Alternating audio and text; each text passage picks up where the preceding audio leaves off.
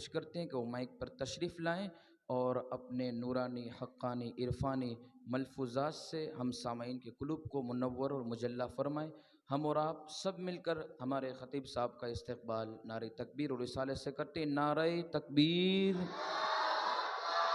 नारे रिसालत, नारे हैदरी, उलमाए अहले सुन्नत, मसलके आला हज़रत, फैज़ाने इमाम आज़म, नारे तकबीर, नारे रिसालती।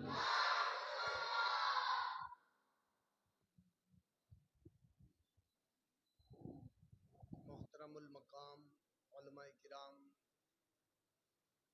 सादात ज़वील एहतराम, मदरसे इमाम आज़म अबू हनीफ़ा के मुअज़्ज़ज़ तलबा, अस्सलामु अलैकुम व रहमतुल्लाहि व बरकातुहू।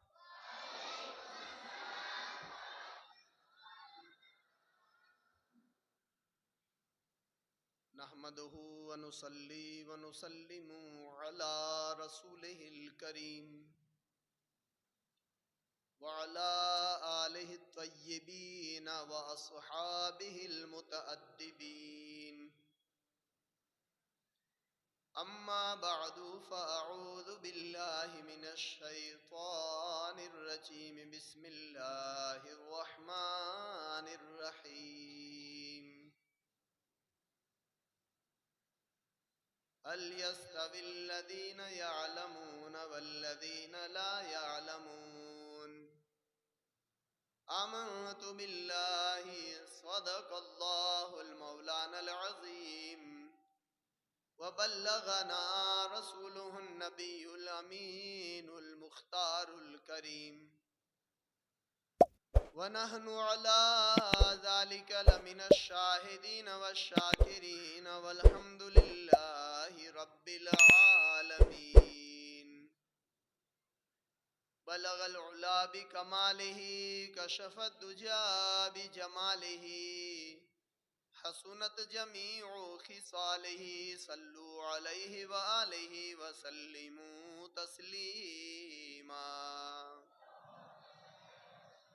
अल्लाहुम्मा सल्लि अला सय्यदिना व नबियना व मौलाना मुहम्मदिन मअदनिल जूदि वल करमि व आलिहिल किरामि व इब्निहिल करीमि व बारिक व सल्लिम सलातन व सलामन दाइमन अबदन अलैका या हबीबी या सय्यदी या रसूल अल्लाह सल्लल्लाहु तआला अलैहि वसल्लम। आइए बिला किसी ताखीर हम और आप मिलकर हुजूर अकरम नूर मुजस्सम रहमतुल लिल आलमीन राहतुल आशिकीन अहमद मुज्तबा मुहम्मद मुस्तफ़ा अरवाहुना फ़िदाहु सल्लल्लाहु अलैहि वसल्लम की बारगाह अज़मत में आवाज़ बुलंद दुरूद व सलाम का हदिये खुलूस पेश करने की सआदत हासिल करें और झूम कर पढ़िए अल्लाहुम्मा सल्लि अला सय्यदिना व नबीना व मौलाना मुहम्मदिन तिब्बिल क़ुलूबि व दवाइहा व आफ़ियतिल अब्दानि व शिफ़ाइहा व नूरिल अब्सारि व ज़ियाइहा व अला आलिहि व अस्हाबिहि व बारिक व सल्लिम। अज़ीज़ान गिरामी वक़ार, हम और आप मदरसे इमाम आज़म अबू हनीफ़ा के माहाना तरबियती इजलास में हाजिर हुए हैं। अल्लाह पाक इस इजलास को अपनी बारगाह में कबूल फरमाकर सैयदुना इमाम जाफ़र सादिक रदी अल्लाह ताला अन्हो और इमाम आज़म के तुफ़ैल हम सब की बख्शिश और मगफिरत का सामान बनाए। खुतबे मसनूना के बाद अल्लाह तबारक व ताला के मुक़द्दस कलाम कुरान मजीद वल फ़ुरक़ानिल हमीद की एक इंतहाई मशहूर और मारूफ आयत करीमा को पढ़ने का तिलावत करने का शर्फ हासिल किया है। रब्बे करीम जल्ल जलालहू इरशाद फरमाता है, क्या इल्म वाले और बेइल्म बराबर हो जाएंगे? हरगिज नहीं। इसलिए कि इल्म जो है रोशनी है, जहालत अंधेरा है। इल्म नूर है, जहालत जुल्मत है। इल्म बेदार करता है, जहालत गफलत में मुब्तिला करती है।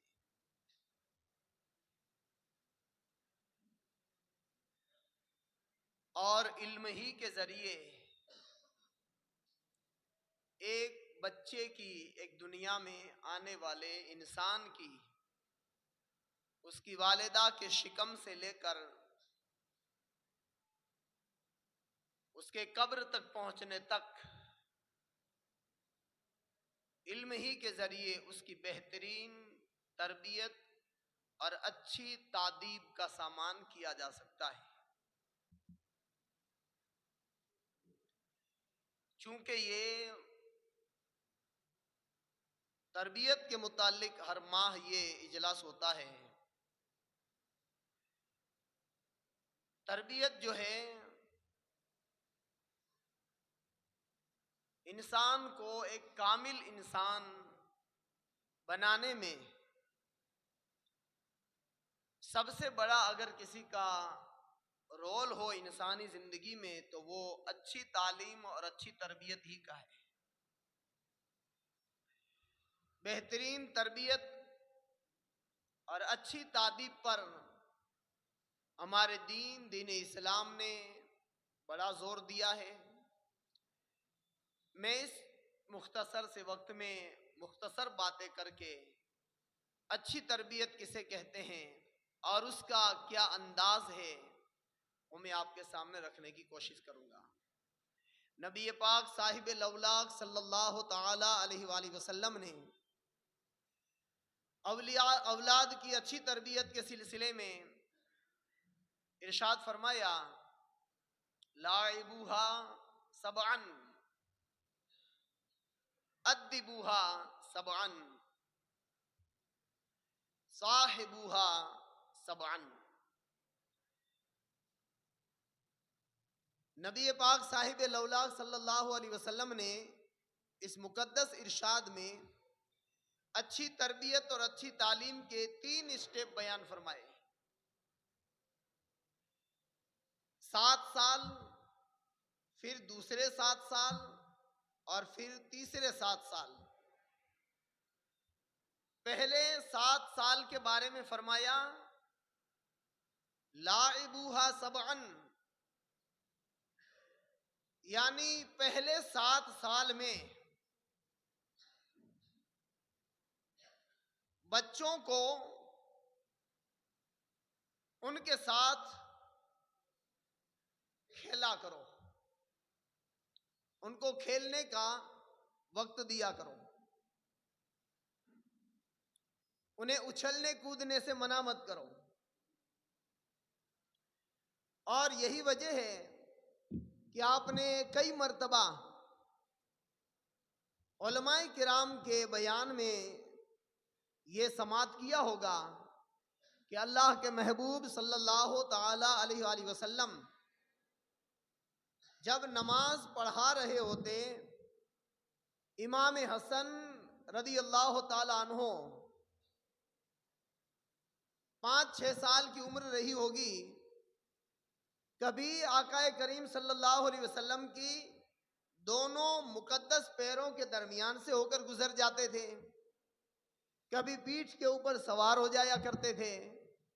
लेकिन कभी भी नबी पाक सल्लल्लाहु अलैहि वसल्लम ने हजरत अली से या हजरत फातिमा रदी अल्लाह ताला अन्हा से ये नहीं कहा कि नमाज के वक्त इसको मत आने दो, या कभी हजरत इमाम हसन को डांट कर नहीं कहा कि नमाज में इस तरह दौड़ भाग ना करो, पीठ के ऊपर सवार ना हो जाया करो। बल्कि अगर नवासे रसूल पीठ के ऊपर बैठते, नबी पाक सल्लल्लाहु अलैहि वसल्लम सजदे को तवील कर दिया करते थे।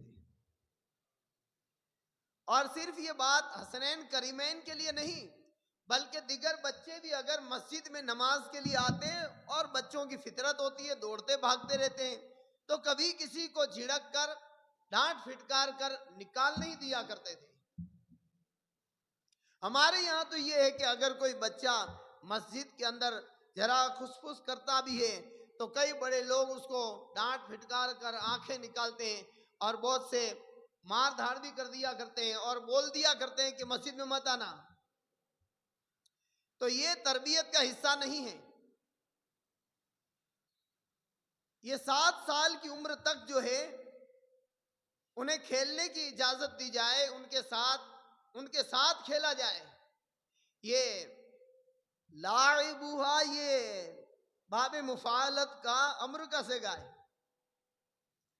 कि नबी पाक सल्लल्लाहु अलैहि वसल्लम ने पूरी उम्मत से ये फरमाया है कि अपने बच्चों के साथ खेल कूद किया करो, इन्हें खेलने का वक्त दिया जाए, इन्हें उछलने कूदने का वक्त दिया जाए। और यही वजह है कि स्कूलों में भी भेजने की जो उम्र है वो 6 साल है। 6 साल से पहले फर्स्ट क्लास के अंदर दाखिला नहीं हो सकता। इसकी यही वजह है कि ये इसकी उम्र नहीं है। ये इसका जहन इस काबिल अभी नहीं है कि वो इन सारी चीजों को कैचअप कर सके। ये खेलकूद का वक्त है। लेकिन आज हमारे यहाँ चूंकि 3 साल का बच्चा होता है, हायर केजी में दाखिल कर दो, लोअर केजी, हायर केजी, और न जाने खेल कूद के लिए और क्या क्या स्कूलें बनी हुई है कि 2-2.5 साल से ही बच्चों को उसमें दाखिला कर दिया जाता है। तो ऐसा मालूम होता है कि आइंदा साल कुछ सालों के बाद ऐसा भी ना हो जाए कि बच्चा पैदा हुआ और लाइए हमको दे दे, हम सारा निजाम चला लेंगे। तो 7 साल की उम्र तक उसको खेल कूदने की इजाजत दी जाए। लेकिन आजकल के जो खेल कूद जो समझ रखा है, कहीं कोई बच्चे अपने माँ बाप से जाकर ये ना कह दें कि आज ही हमने सुना है कि 7 बरस तक खेल कूद करना है, मोबाइल दे दो, गेम खेलने को मना ना करो, ये ना करो, वो ना करो। ये जो आजकल का जो गेम वगैरह खेलने का जो है ना जो मामला है, उसके अंदर मार धाड़ सीखते हैं बच्चे, गलत सीखते हैं। लिहाजा मोबाइल के ऊपर खेलने के मुतालिक मैं नहीं कह रहा हूं। बच्चे जो वर्जिशी खेल खेलते हैं, अब तो खत्म हो गया कबड्डी खेलना, ये वो फला फला, बहुत से खेल जो है मोबाइल आने के बाद नाबूद हो गए। जो हम अपने बचपनों के अंदर खेला करते थे, वो गली डंडे का खेल होता था, गोलियों का खेल होता था, भमरड़ों का खेल होता था। ये बहुत सारे खेल जो है वर्जिशी खेल थे, वो खत्म हो गए। तो 7 साल की उम्र तक बच्चों के ऊपर बोझ न डाला जाए, उसे डांटा फिटकारा ना जाए, और उनकी जहन की जो कुव्वत है, कुव्वत बर्दाश्त से ज्यादा इनके ऊपर तालीम का बोझ न डाला जाए। जब 7 साल की उम्र हो जाए उसके बाद अद्दिबूहा, इनको अच्छा अदब सिखाओ, अपने बच्चों को अच्छा अदब सिखाओ। अदब क्या सिखाएं? डिसिप्लिन सिखाओ। यानी माँ बाप को चाहिए कि अपने साथ अपने बच्चे को लेकर जाए, उंगली पकड़कर खरीदो फरोख्त करने के लिए जाए, लोगों के साथ बातचीत किस तरह करनी है इसका तरीका खुद माँ बाप इसको बताएं। लेकिन उमूमी तौर पर आजकल जो माहौल है, इल्ला माशाअल्लाह, माँ बाप मोबाइल पकड़कर खुद झूठ बोलते हैं। बल्कि बाज मर्तबा ये होता है कि औलाद को ये बोल दिया जाता है कि जाओ कह दो पप्पा घर पे नहीं है, जाओ बता दो पप्पा सोए। तो ये जो उम्र है 7 साल के बाद जो दूसरा स्टेप है, वो सारी चीजों को अपने अंदर कैचअप करने का वक्त है। और ये बच्चे, इनकी कोरी तख्ती में जब ये चीज आ जाती है कि हाँ अगर जाना ना हो तो किसी को ये बता देना चाहिए कि घर पर नहीं है या सोए हुए हैं। ये झूठ बोलने का तरीका जो है बच्चे माँ बाप से सीखा करते हैं। तो बच्चों की तरबियत दूसरे 7 साल में उनको अदब सिखाना है और ये सिखाना है कि बातचीत किस तरह करनी है, लोगों से मामलात किस तरह करने हैं, सलाम कलाम किस तरह करना है, खरीदो फरोख्त किस तरह करनी है, दूसरों से पेश किस तरह आना है, माँ बाप के साथ किस तरह का मामला करना है। ये दूसरे 7 साल के अंदर बच्चों को सिखाया जाता है। और इसके बाद जो तीसरा स्टेप है उसमें फरमाया गया साहिबूहा, यानी अपनी औलाद के दोस्त बन जाओ। जब बच्चा 21 साल की उम्र को पहुंचेगा तब माँ बाप को चाहिए, उसकी तरबियत करने वालों को चाहिए कि अपने औलाद के साथ दोस्ताना ताल्लुक कायम करें। ये नहीं, अब होता क्या है, होता ये है कि जब इस उम्र को बच्चा पहुंच जाता है तो अपने घर वालों से बातचीत शेयर करने के अंदर वो डरता है कि अभी मुझे डांटेंगे, अभी मुझसे ये बोल देंगे, आंखें निकालेंगे। और बाकायदा बोलते हैं लोग के, क्या मैं दोस्त समझ रखा है तूने, क्या मुझे तूने अपना फ्रेंड समझ रखा है, मैं तेरा बाप हूं। लेकिन इनके अंदर तरबियत की कमी होने की वजह से ये पता ही नहीं है। अब जब बच्चा जो है 21 साल की उम्र तक पहुंचने वाला है, अब वो उसके अंदर एक बदलाव आता है, एक जवानी की दहलीज पर कदम रखता है। उसकी तबीयत में, उसके बातचीत में, उसके सोच में, उसकी फिक्र में एक तब्दीली आती है। तो वो ये चाहता है कि मैं किसके साथ शेयर करूं। जब अपने बाप के साथ वो बातचीत करने में डरता है कि पापा के साथ किस तरह बोलूंगा, अम्मी को ये बात कैसे बताऊंगा, तो फिर क्या होता है कि वो अपने दोस्तों के दरमियान ये बातें शेयर करता है। और अगर औबाश किस्म के, बेदीन किस्म के दोस्त होते हैं तो फिर वो उसे दूसरी राह पर ले जाते हैं। अब यूं जो है बच्चा जवानी की दहलीज पर कदम रखते रखते माँ बाप के हाथ से निकल जाता है। फिर वो जो चीजें उसे अपने बाप को बतानी चाहिए थी वो अपने बाप को नहीं बताता है, अपने दोस्त को बताता है। सिगरेट भी पीता है दोस्तों के साथ छुप छुप के, क्योंकि इसके पता है कि अगर बाप को पता चल जाएगा तो मुझे डांटेगा। फिर वो हर बात दोस्त की बातों को फॉलो करता है। और एक वक्त ऐसा आता है कि वो माँ बाप से मुतनफिर होकर दोस्तों का होकर रह जाता है। उमूमी तौर पर माँ बाप को इस बात की शिकायत होती है बच्चों के जवान हो जाने के बाद। 7 साल तक शिकायत नहीं, 14 बरस का हो जाए तब तक कोई शिकायत नहीं। लेकिन जब ये जवानी की दहलीज पर कदम रखता है, 21 साल का हो जाता है, उसके रिश्ते होने लगते हैं, फिर उमूमी तौर पर फिर शादी हो जाती है। उसके बाद माँ बाप इस बात की शिकायत करते हैं कि मेरा बच्चा मेरे कहने में नहीं है, हमारी औलाद हमारा हक अदा करने को तैयार नहीं है। लेकिन हमने अपनी औलाद को सिखाया कब कि ये अल्लाह के हुकूक हैं, ये माँ बाप के हुकूक हैं। हमने उसे दीनी तरबियत में लगाया कहाँ, हमने उसको बताया कहाँ कि कुरान में अल्लाह पाक ने माँ बाप के बारे में ये फरमाया है, हदीस में रसूल पाक ने ये फरमाया है, माँ का ये हक है। अल्लाह तबारक व ताला ने ये फरमाया है, ये हुकूकुल्लाह है, ये हुकूकुल इबाद है, ये फराइज है, ये वाजिबात, ये सुनन, ये कुरान है, ये कुरान की तालीम है। इसको हमने कहाँ बताया? तो फिर माँ बाप को ये शिकायत रहती है जब औलाद उससे मुतनफिर हो जाती है और माँ बाप के हाथ से निकल जाती है। फिर हर कोई ये कहता है कि हमारी औलाद हमारा हक अदा नहीं करती, लेकिन हमने अपनी औलाद का क्या हक अदा किया? माँ बाप के हुकूक औलाद के ऊपर हैं कि उनके साथ अच्छा सुलूक करे, उनके साथ उफ ना करे, उनकी अदब करे, उनकी इज्जत करे, उनके लिए दुआएं करे, तवाज़ो करे, इनके साथ इनकिसारी से पेश आए। ये हर कोई जानता है। लेकिन माँ बाप पर औलाद के क्या हक है, इस पर कहाँ माँ बाप की तवज्जो है। औलाद के भी कुछ हुकूक है माँ बाप पर। औलाद के हुकूक माँ बाप पर क्या है? सबसे पहला हक है कि पैदा होते ही नाम अच्छा रखा जाए।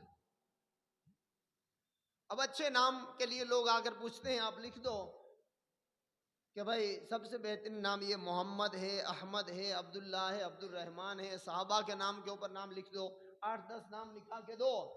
फिर 2-4 दिन के बाद पूछना क्या नाम रखा। तो कहते हैं घर वालों ने ये क्या कि ये तो हमारे खानदान में है, ये तो 2 नाम हो जाएंगे, ये है फलाएं, फिर इन्होंने ये नाम रखा। या ये आकर बताते हैं कि कोई तारीखी नाम निकाल दो, तो इनको पता ही नहीं तारीखी नाम कैसे बनता है। अभी सब 2 घंटे लग जाते हैं और फिर इनकी औरतें मना कर देती है कि ये ठीक नहीं, जमता नहीं है, तो एक झटके में मेहनत के ऊपर पानी फिरा देते। नाम रखने के बारे में आजकल लोगों की सोच ऐसी हो गई है कि बिल्कुल नया फ्रेश नाम रखा जाए, और अब तो लोग खुद ब खुद नाम बना लेते हैं। कोई हर्ष रखता है, कोई पर्वत रख लेता है, कोई क्या रख लेता है, लोग बना लेते हैं खुद से। यूट्यूब से निकाल लेते हैं, नेट से निकाल लेते हैं, तर्जमे भी बना लेते हैं। और बहुत से ऐसे नामों का तर्जमा पूछने आते हैं जो किसी डिक्शनरी के अंदर निकलता नहीं है।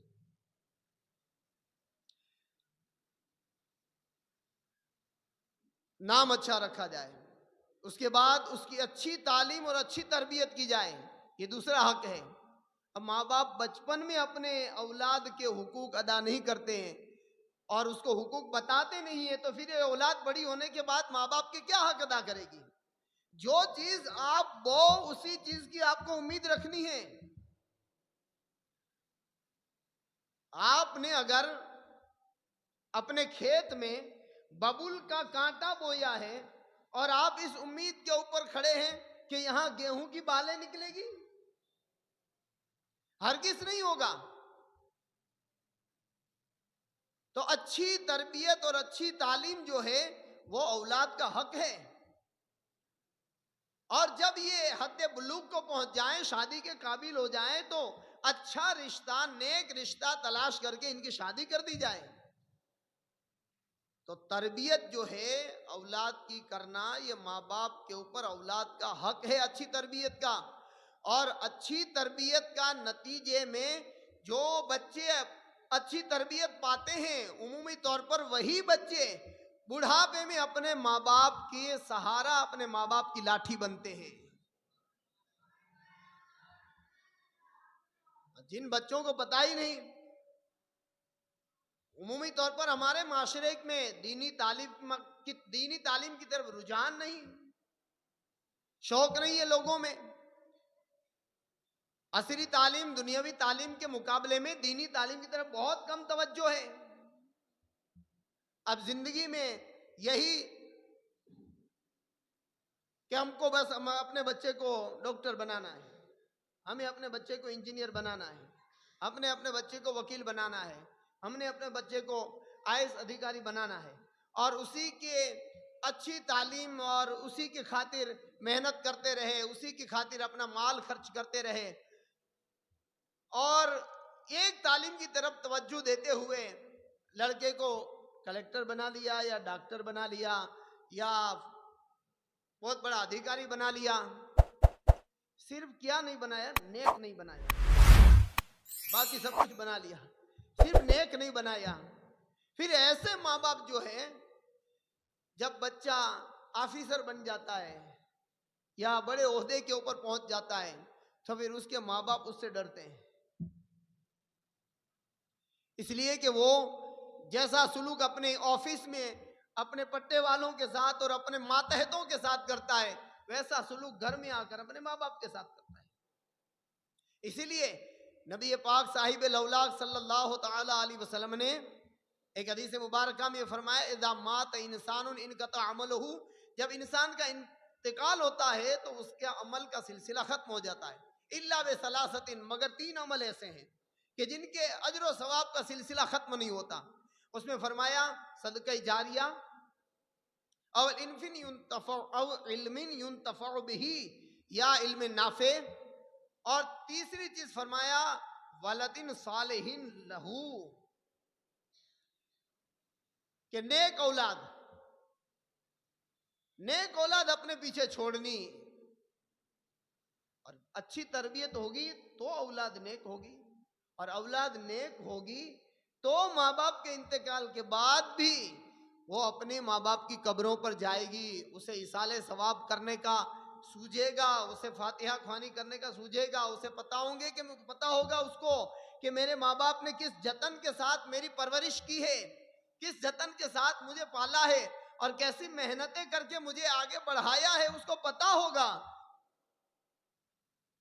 वरना अगर अच्छी तरबियत नहीं होती है तो नतीजा ये होता है कि माँ बाप बिस्तर मर्ग पर होते हैं और बेटा इमाम साहब और मौज़िन साहब की तलाश में इधर उधर भागता फिरता है, घूम फिर के आता है तो वालिद की रूह निकल गई होती है। इसलिए अच्छी तरबियत की इस्लाम में बहुत बड़ी अहमियत है, जिसका हमारे माशरे के अंदर बड़ा फकदान है। अच्छी तरबियत हुज़ूर गौसे पाक रहमतुल्लाह ताला अलैह, बहुत बड़ा नाम है, बहुत बड़ी शान है। आपकी वालिदा ने आपकी कैसी तरबियत फरमाई। 15 साल की जब आपकी उम्र हुई, आपके वालिद साहब का इंतकाल हो चुका है, आपके भाई दुनिया से रुखसत हो चुके हैं, पूरी फैमिली में हुज़ूर गौसे पाक और इनकी वालिदा हैं, लेकिन फिर भी तालीम के लिए बगदाद भेज दिया। 7 साल जब वहां तालीम हासिल की गौसे पाक रहमतुल्लाह अलैह ने, एक मर्तबा किसी ताजिर ने आकर बताया कि आपकी अम्मी, आपके जाने के बाद आपकी अम्मी का क्या हाल है हमें मालूम नहीं, वो हैं या नहीं है ये भी पता नहीं, इसलिए कि जबरदस्त पर्दा था कि पड़ोसियों को भी पता नहीं चलता था। तब आपको यूं हुआ कि मुझे मेरी वालिदा के पास वापस जाना चाहिए, और इस शौक में आप बगदाद से निकले और अपने घर आए। 7 साल के बाद आए हैं। घर तलाश किया और दरवाजा जब खटखटाया तो अंदर से आवाज आई, कौन? आप समझ गए कि मेरी वालिदा की आवाज है। फरमाया, अम्मी मैं अब्दुल कादिर हूं। कौन अब्दुल कादिर? अर्ज की कि अम्मा आपका बेटा अब्दुल कादिर है। भी दरवाजा नहीं खोला और क्या फरमाया पता है? बेटा तालीम मुकम्मल करके आए हो या तालीम अभी बाकी है? कहा अम्मी जान अभी 2 साल बाकी हैं। दरवाजा नहीं खोला और फरमाया बेटा जाओ तालीम मुकम्मल करो, हमारी और आपकी मुलाकात कयामत के दिन ही होगी। दरवाजा नहीं खोला, वापस कर दिया। गौसे पाक रहमतुल्लाह अलैह वापस बगदाद आ गए और फिर कुछ अरसे के बाद किसी ने आकर खबर दी कि तुम्हारी वालिदा का इंतकाल हो गया है। तो ऐसी तालीम और तरबियत, यही बात हजरत बायज़ीद बुस्तामी रहमतुल्लाह अलैह के साथ भी हुआ। हजरत बायज़ीद बुस्तामी रहमतुल्लाह अलैह की वालिदा ने भी इनके लिए दरवाजा नहीं खोला और तालीम को मुकम्मल करो। अजीजान गिरामी, अपने बच्चों की अच्छी तरबियत, अपने बच्चों की अच्छी तालीम, ये हर माँ बाप के ऊपर बहुत बड़ा हक है। और बच्चों को भी चाहिए, तलबा को भी चाहिए कि तालीम और तरबियत के औकात में इधर उधर की बातों में न पड़े, दूसरे ख्यालात को अपने जहनों के अंदर जगह न दें। दुनिया के अमीर और कबीर लोगों और इनके बच्चों की तरफ तवज्जो न दें, बल्कि तालीम को अच्छी तरह उसमें ध्यान देकर मेहनत से पढ़ें। बसा औकात बहुत सी मर्तबा ऐसा होता है कि मदरसे में हर बच्चा अच्छे नंबर से कामयाब नहीं होता है। अच्छे नंबर वालों के इनाम मिलते हैं और कुछ अगर जिन बच्चों के नंबर कम आए हैं वो ये देखकर मायूस हो जाते हैं कि यार हमारा जहन इतना अच्छा नहीं है, हम ये नहीं कर सकते हैं, हम ये नहीं कर सकते हैं। अल्लाह तबारक व ताला ने कुरान मजीद में फरमाया, ला तक़नतू मिन रहमतिल्लाह, अल्लाह की रहमत से कभी मायूस नहीं होना चाहिए। दुनिया में कौन सा ऐसा काम है जिसको इंसान नहीं कर सकता है? एक रूह नहीं डाल सकता है आजकल, वरना हजारों मन का, हजारों टन का वजन लेकर इतनी बड़ी फ्लाइट को कौन उड़ाता है? एक इंसान ही तो उड़ाता है। हाथी के सामने इंसान की क्या हैसियत है? अगर अपने कदमों के अंदर लाख कर मसल दे, एक मक्खी से ज्यादा हैसियत नहीं इंसान की। लेकिन हाथी जैसे जानवर को कौन कब्जे करता है? कौन इसको चलाता है? इंसान करता है। शेर जैसे शिकारी जानवर को अपने इशारों पर नचाने की कुव्वत इंसान रखता है। तो जब इतने बड़े बड़े काम इंसान कर सकता है, तो हम क्या 5, 7, 8, 10, 70 सबक याद नहीं कर सकते? हम ज़बानी नहीं कर सकते? तो तालीम के अंदर माँ बाप को चाहिए कि अपने औलाद पर नजर रखें। बहुत सी मर्तबा यूं होता है कि बच्चा स्कूल जाता है और आता है, इसके अलावा और कोई तवज्जो माँ बाप नहीं देते इल्ला माशाअल्लाह। या मदरसे जाता है पढ़ने, तो बच्चा समझता है कि मैं क्या पढ़ता हूं और उस्ताद समझते हैं कि मैं क्या पढ़ाता हूं। माँ बाप इसकी तरफ तवज्जो नहीं देते हैं। वही समझते हैं हमारा बच्चा पाबंदी से जाता है मदरसे, पाबंदी से जाता है स्कूल।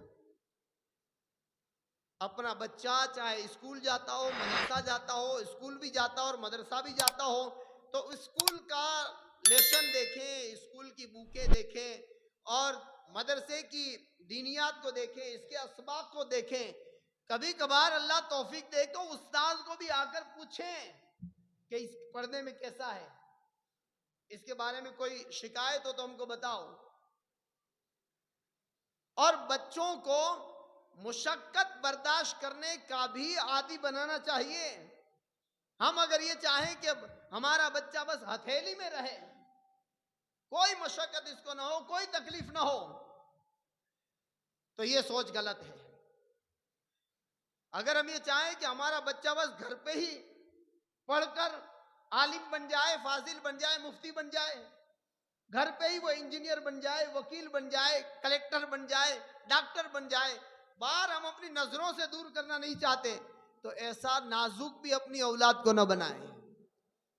अच्छा खाना भी खिलाएं और कभी कभी इसको रोजा भी रखवाएं, ताकि भूखे लोगों की भूख का भी इसको पता चले। तो अल्लाह तबारक व ताला की बारगाह में दुआ है कि अल्लाह हर माँ बाप को अपनी औलाद की अच्छी तरबियत की तौफीक अता फरमाए और हर औलाद को चाहिए कि दीनी तालीम और दुनियावी तालीम दोनों को अच्छी तरीके से हासिल करें, दोनों में कामयाब होने की कोशिश करें। आज जहां दीनी तालीम की जितनी ज़रूरत है, वहीं दुनियावी तालीम भी हमारे लिए इंतहाई ज़रूरी है। माँ बाप को भी चाहिए कि हमने क्या तकसीम कर दिया है, हमने पार्टीशन कर दिया है कि ये दुनिया है, ये दीन है। हमारा दीन इस चीज की तालीम नहीं देता है। या तो हम दुनियावी तालीम पढ़ाते हैं तो दीनी तालीम में कोरा रख देते हैं, जो दीनी तालीम पढ़ाते हैं तो दुनियावी तालीम में कोरा रख देते हैं। ऐसा हरगिज ना करें, बल्कि जहां अच्छी तरह दुनियावी तालीम पढ़ाएं, वहां अच्छी तरह दीनी तालीम भी पढ़ाएं। ये दोनों इंतहाई जरूरी है इस दौर में, बल्कि हर दौर में। इसलिए कि अगर हमने अपने बच्चों के जहनों के अंदर बचपन ही से अच्छी तरबियत के जरिए दीन की तालीम, कुरान का नॉलेज और हदीस की रोशनी अपने बच्चों के दिलों, अपने बच्चों के जहनों कल्ब में नहीं डाला, तो हमारे बच्चों का ईमान जो है वो खतरे में रहेगा। और अगर हमने अपने औलाद को बिल्कुल दुनियावी तालीम नहीं पढ़ाई, इससे कोरा रखा, तो फिर दुनियावी तरक्कियों में भी जो है हमारी औलाद पीछे रहेगी। लिहाजा हमें अपनी औलाद को जरूरियात दीन बचपन ही से पढ़ाने हैं। अभी पता नहीं आगे आगे और क्या होगा। अभी आपने पढ़ा होगा कि आप स्कूलों के अंदर गीता के श्लोक भी पढ़ाए जाएंगे 6 धोरण से लेकर 8 9वीं क्लास तक। ये भी एक विषय बन जाएगा। और अगर हमने अपने बच्चों को दीन से कोरा रखा, कुरान की तालीम, अल्लाह की वहदानियत की तालीम, रिसालत की तालीम, सीरत मुस्तफ़ा की तालीम अगर हमने अपने बच्चों को नहीं सिखाई तो दुनिया तो श्लोक सिखाने वाली है ही। अगर ये एक फर्जियात एक विषय अगर ये बन गया, एक टॉपिक अगर ये बन गया स्कूल का, तो पास होने के लिए हमारे बच्चों को उसमें भी मेहनत करनी पड़ेगी। लेकिन अगर बचपन से हमने अपने बच्चों की अच्छी तरबियत की होगी और दीनी नॉलेज, ईमान और ईमान की हकीकत, कुरान और हदीस का इल्म अगर बचपन ही से उसके अंदर हम जहन में, कल्ब में डाला होगा, तो इंशाअल्लाह हमारी औलाद कभी गुमराही के रास्ते पर नहीं जा सकती है। आपको मालूम होना चाहिए कि एक यहूदी कौम जो है बहुत होशियार है, बहुत बदमाश है, बहुत मालदार है और बहुत तरक्की याफ्ता है, बहुत टैलेंट होते हैं। इनकी एक रिपोर्ट पढ़ी, उस रिपोर्ट में यह था कि इनके यहां जब कोई खातून, कोई औरत बाबू हामिला होती है तो उस वक्त ये